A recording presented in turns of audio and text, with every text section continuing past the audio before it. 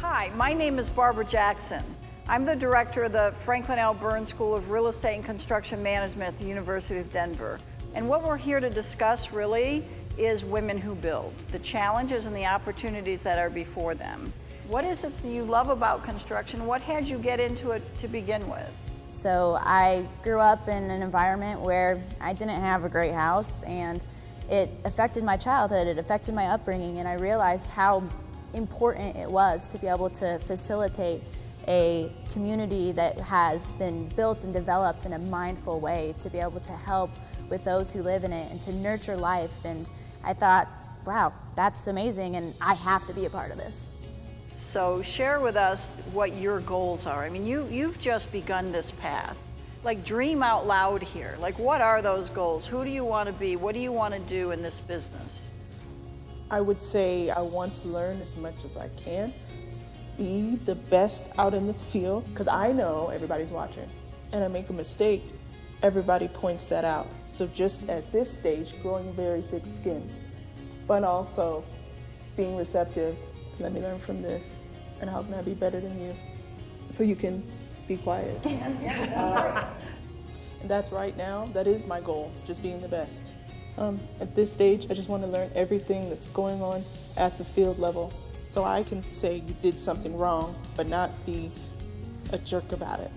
So, Chris, what's been your experience relative to this being a male-dominated industry? I had a woman who was in a director type role for one of the big home builders come up to me at a home building event and asked me what she needed to do as a woman to become a division president for one of the home builders. And my answer to her really caught her off guard. I told her that I think the biggest obstacle that she faced in becoming a division president as a woman is the fact that she believes that she has an obstacle to becoming a division president as a woman. And that's so true. It is, absolutely. And honestly, I think that would be the advice that I would give anybody coming up through it. It's not that there aren't things that are probably out there. I remember one of my first events that I went to as a division president, when I was introduced to another peer of mine, he asked if I was the wife of one of the other people that was there. So it's not that it doesn't happen, but never did I take offense at that. I looked at it as just another reason why I was gonna shine.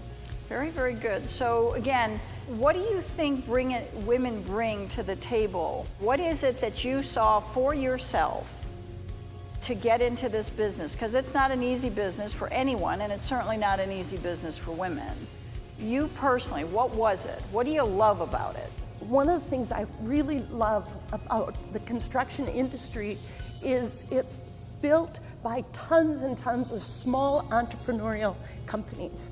In my career, I was a novelty, so to speak, to be in leadership in a man's world 20 years ago. Women are such great multitaskers that now that the door is opened a little further for women to begin in the field, we will see this whole new wave of entrepreneurial small businesses, women-led. I think that's coming. If you were to give one piece of advice to young women today about this business, what would you have to say to them, Chris?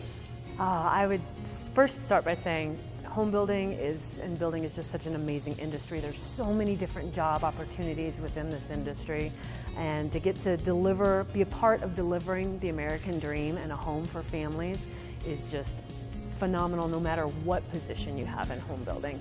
I would say go after your dreams, believe in yourself, be smart, be positive, and know that you bring something to the table. Yeah. No guts, no glory, That's right? right? Yeah. I would say that to know that you don't have to do it alone, in the sense that there is an amazing community in home building. You have all of these different organizations and groups like the Professional Women in Building at the local HBA, and those are all places where you could seek advice, where you could have a support system.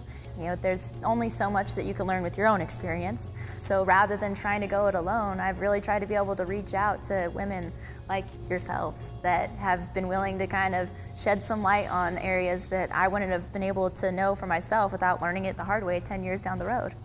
If you want to take a step into an industry that has endless potential and opportunity for you, whether you're a man or a woman. Construction is it.